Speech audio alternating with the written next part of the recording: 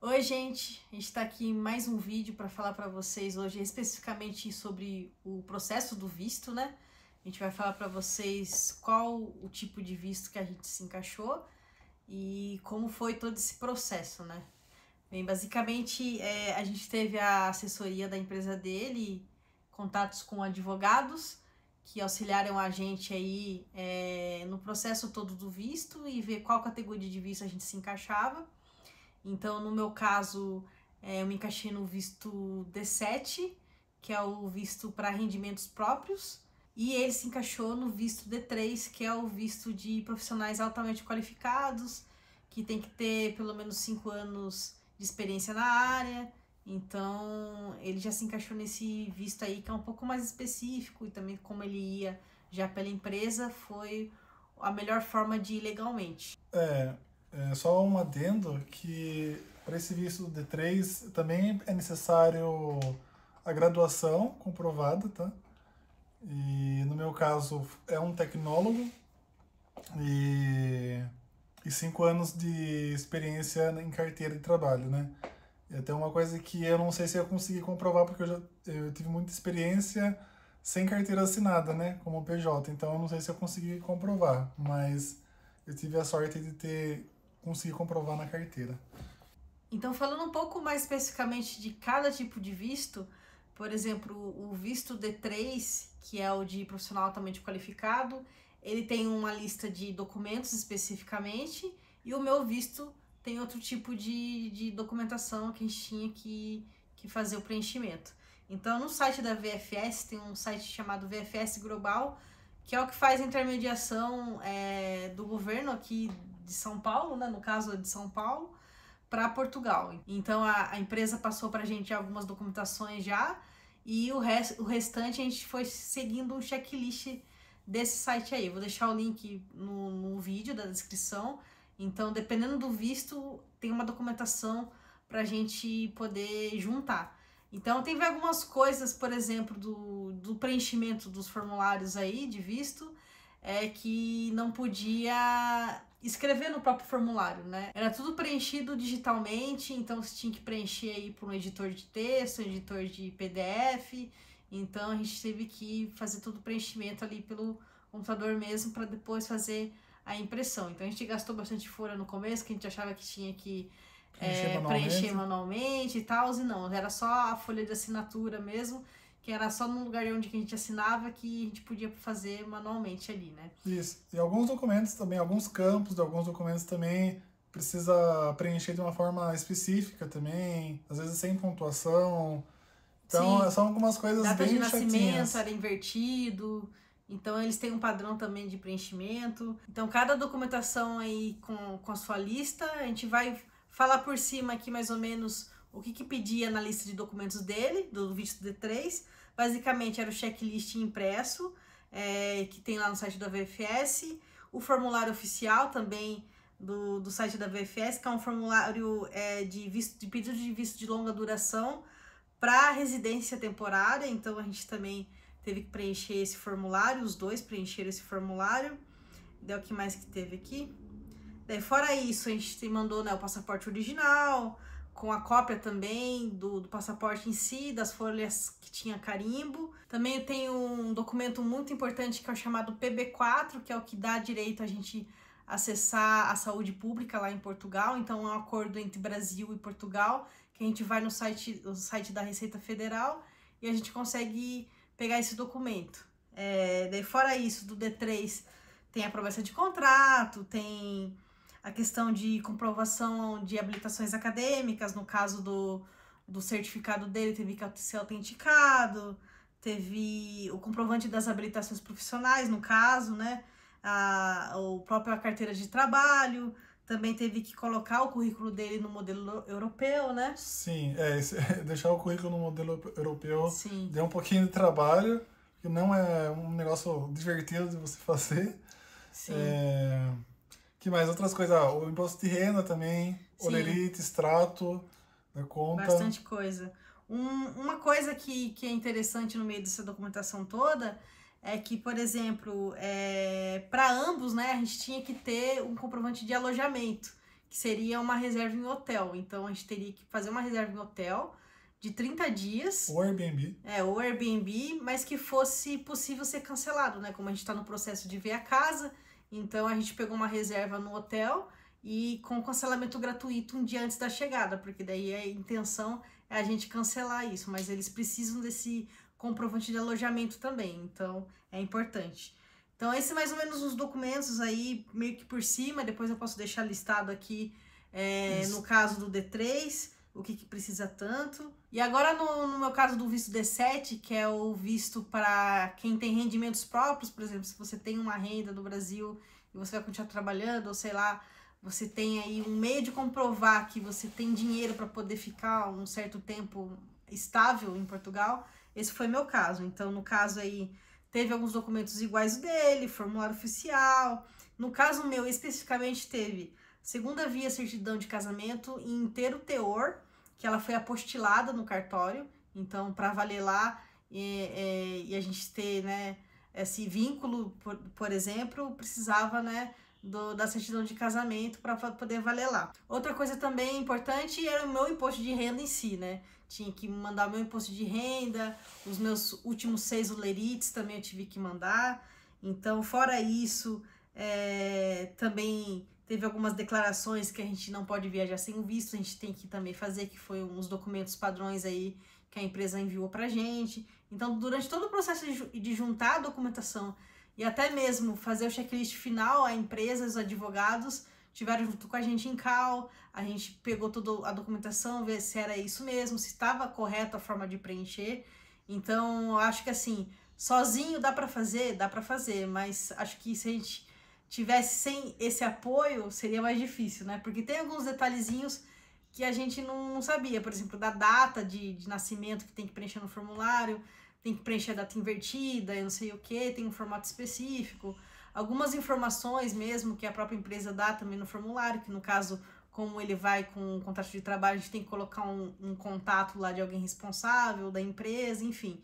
Então tem bastante detalhe no formulário, que daí, se vocês estão nesse processo aí de visto, a gente vai deixar também aí os comentários abertos para vocês tiverem qualquer dúvida e que se a gente conseguir ajudar, a gente consegue ajudar no preenchimento do formulário. Isso, e eu altamente recomendo que se você deseja fazer esse processo de visto ilegalmente, né, que você então procure um advogado de imigração, porque tem muita coisa que às vezes a gente pode até tentar ajudar, mas a gente mesmo tem muita dúvida, teve muita dúvida, e se tivesse algum problema agora, a gente ia ter dúvida também. Então, não é muito fácil de encontrar esse tipo de informação. Então, acho que um advogado de imigração ajudaria bastante. E se você tem interesse que a gente faça um vídeo falando especificamente sobre cada tópico da lista dos itens que são requeridos, deixa nos comentários também. E falando um pouco agora dos custos, né? Foi um custo um pouco alto aí, só com documentação. Por exemplo, a apostila diária aí, que eu anotei aqui, cada uma é R$146. Então, a gente teve que apostilar antecedente criminal e apostilar a certidão de casamento, né? Inteiro teor. Aqui em Sorocaba, né? Aqui em Sorocaba o valor é esse, 146. É um valor, na verdade, genérico para o estado. Então, não sei se muda muito de estado para estado, mas aqui em São Paulo é esse valor aqui. E qual o problema que a gente teve? Que a gente mandou documentação, a gente colocou em 2 envelopes, mas só que tudo junto, no mesmo pacote, né? Para ir para o Correios, para ir para a VFS. E a gente mandou a certidão de antecedentes criminais emitida pelo estado de São Paulo, que era a Polícia Civil, né? E isso estava errado, a gente estava tão, né, ansioso com o processo, a gente não prestou atenção. Isso. E no e-mail lá das próprias advogadas que falaram com a gente, como o antecedente criminal ele fica por último. Por que ele fica por último? Porque ele precisa ter uma validade de 30 a 60 dias dessa apostila até eles analisarem a documentação. Então, o antecedente criminal, ele foi o último documento que foi colocado no envelope. Sim. A gente apostilou ele num dia e no dia seguinte a gente postou nos Correios. Então, por isso que a gente teve essa confusão. Então, na verdade, ele tem que ser emitido pela Polícia Federal. Então, tem um site lá do governo que você emite ele Então a gente gastou aí 4 apostilas só com antecedente criminal de ter feito errado esse processo. E Sim, a gente teve a resposta da VFS depois de, sei lá, 30 dias mais ou menos. Sim, é porque como a Stephanie disse, a gente envia nossos 2 envelopes juntos dentro de um pacote só do correio e envia, né? A gente tinha apostilado e, gente, R$ 146, né? De cada um. Sim. E eles demoram para ver os documentos todos. E a gente Então, fica na ansiedade. quando eles respondem, eles mandaram pra gente, olha, tá faltando documentação de vocês. Eu falei, não é possível, eu coloquei no envelope. Mas depois eles me explicaram, ah, não, você colocou de fato, postilou, a gente tá tirando a cópia, mandei pra eles, paguei até uma taxa lá, porque eles cobrariam, né, de imprimir lá, mas só que não valia, porque era apostilado o antecedente da Polícia Civil, não da Polícia Federal. Então, tá aí um detalhe que a gente tem que se atentar, né? Então, a gente foi lá, apostilou de novo, gastou e enviou pro Correios, daí depois também foi bem rápido, né? Acho que na semana seguinte eles já responderam que tava tudo certo e que nosso visto entrou em processo. Porque duas curiosidades, né? Todo esse processo você precisa fazer com o AR, né? O envio de recebimento. Foi indicado pra gente que a gente fizesse o envio com AR, né? Que é o aviso de recebimento, porque a gente não sabe se a documentação de fato chega lá, que confusão que faz, porque às vezes eles são meio chatinhos em perder documento, algo do tipo. Então é uma coisa bem importante e vale a pena, no caso aí, pedir o AR. E outra coisa também, falando um pouco dos custos aí que a gente teve, então só de apostila aí a gente gastou R$584, que a gente apostilou 4 vezes, mais ou menos, a questão do antecedente criminal. E teve mais uma apostila ainda, né, que eu esqueci de considerar aqui, que foi a apostila do certidão de casamento. Também foi mais R$146. Fora isso, teve 237 mais ou menos de taxas do cartório, de autenticação mesmo, autenticação no caso, do seu diploma, né? Teve autenticação também do que mais? Reconhecimento de firma de alguns documentos aqui que eu também não lembro agora todos. Teve reconhecimento de firma de alguns documentos, enfim. Teve bastante coisa que a gente tinha que mexer lá no cartório. Daí a gente comprou envelopes, cola, foto 3x4, também a gente teve um gastinho aí, mais ou menos R$30 aí os dois. Fora a tinta de impressora, que a gente gastou um cartucho todo, porque foi muita folha mesmo. Então... foi muita folha errada, né? A gente errou bastante no começo, então era muita coisa que a gente teve que reimprimir. E fora isso, falar das taxas consulares mesmo, né? No caso, na data que a gente pagou as taxas, que foi um dia antes da gente enviar para o correio, basicamente, a gente teve a cotação do euro do dia, né? Porque a taxa varia conforme o euro. Então, cada um teve um valor da sua taxa de visto. No caso da taxa minha, do visto D7, foi de R$700,35. Então, é uma taxa alta aí, né? Bem considerável. E da taxa dele, pelo visto D3, foi R$228. A dele foi menor que a minha, porque acho que tem isenção por causa do tipo de visto, como eu estava indo com contrato de trabalho de empresa, então tem tudo isso. Então, o dele ficou mais barato. Fora isso, houve 2 envios de correios também. Um para a documentação original e a outra para o documento adicional. Isso. A gente mandou por Sedex, pelos correios. A gente comprou o envelope bolha deles, né? Então, foram 2 envios aí e com o aviso de recebimento, o AR. Então, por isso que a gente gastou aí um pouco de R$76 mais ou menos aí. Então, a gente teve um gastinho um pouco alto aí, digamos assim, mil, até mais, né? Só de taxa aqui já dá quase R$1.000. Coloca na descrição, editor. Sim, vou colocar na descrição depois. Mas basicamente aí teve só de visto, né? Foi mais ou menos R$1.000 e depois as taxas de cartório mesmo, com apostila, reconhecimento de firma, autenticação, enfim. Então a gente teve esse gasto inicial aí com o processo de visto, mas foi tranquilo até porque a gente teve suporte dos advogados. Sim, a gente teve o suporte dos advogados e a gente deu sorte de pegar umas pessoas bem legais também e pacientes, porque como elas estavam em Portugal, né, e a gente aqui no Brasil de noite fazendo pergunta para elas, às vezes finalzinho da tarde, e elas respondiam. Então... E a nossa última reunião com eles também foi 7 horas da manhã aqui no Brasil, porque lá era 11 horas da manhã. Então a gente também teve que acordar cedo para poder fazer o checklist final ali com eles, para bater os documentos, né? Mas a gente teve esse apoio aí. Então, falando um pouco dos erros que a gente teve, né? Basicamente, apostilar um antecedente criminal errado, então isso jurou um custo maior aí pra gente. E essa questão também dos preenchimentos dos formulários, né? Não sai imprimindo tudo simplesmente. Então a gente tem que pegar e preencher tudo digitalmente, tal. Então, vamos com cautela, não fica imprimindo sem saber se de fato tá tudo certo. Às vezes alguma coisa que você erra algum detalhe. Então, é bastante coisinha mesmo para poder prestar atenção. A gente pode falar isso pela nossa experiência, tá, pessoal? Agora, no seu tipo de visto, se você está preenchendo, pode ser que seja diferente, entendeu? Porque a gente não sabe, não consegue abranger todos. Sim. Então, acho que vale ressaltar também a importância de você ter uma assistência de alguém que já tenha mais conhecimento nessa parte. Sim. Mas eu vou deixar na descrição, então, qual foi os documentos pedidos pra gente, pro nosso tipo de visto. E qualquer dúvida que vocês possam ter, pode comentar aí, a gente vai poder tentar ajudar aí da melhor forma. E é isso, né? Acho que deu para dar uma resumida, os custos aí também são grandes, né? Falando um pouco, só complementando, né? O visto D3, por exemplo, ele tem uma vantagem, né? O visto dele, no caso, de profissional altamente qualificado, ele tem direito ao cartão chamado Blue, né? Cartão azul.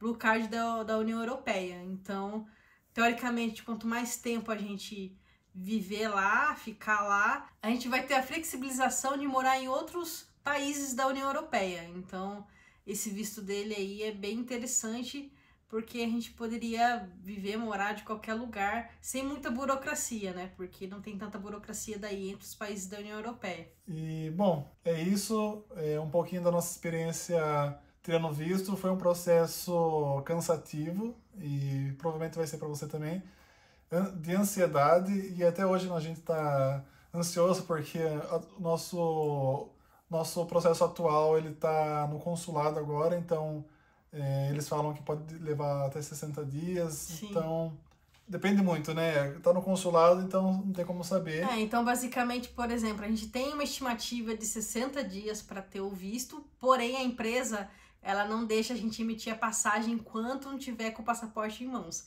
Então a gente não emitiu a passagem para Portugal ainda.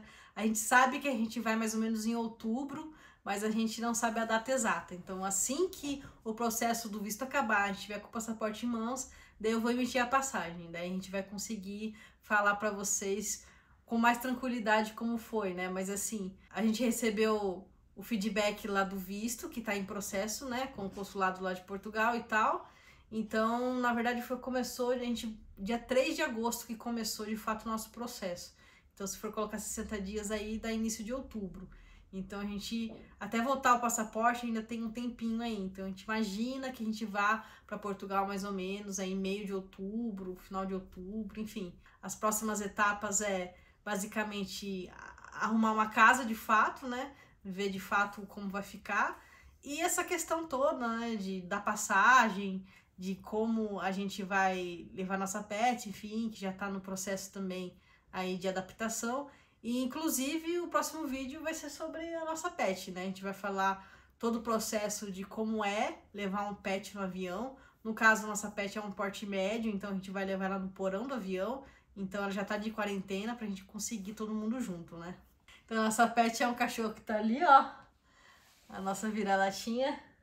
Ela tá ali dormindo no sofá e a gente vai, óbvio, levar ela junto com a gente. Então tem bastante detalhezinho também no processo dela que a gente vai contar pra vocês no próximo vídeo. E é isso, gente. Obrigado por acompanhar aí mais um vídeo nosso e até a próxima. Não esqueça de deixar o like, comentar e se inscrever no canal. Valeu, gente. Até! Até!